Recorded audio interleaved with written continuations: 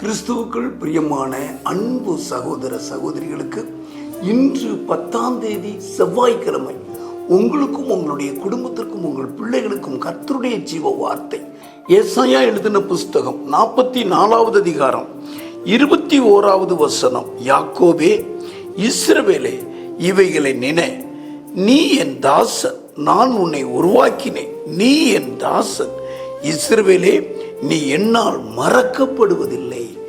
இந்த அற்புத வார்த்தையை கேட்கிற நீங்கள் பாக்கியவான்கள்.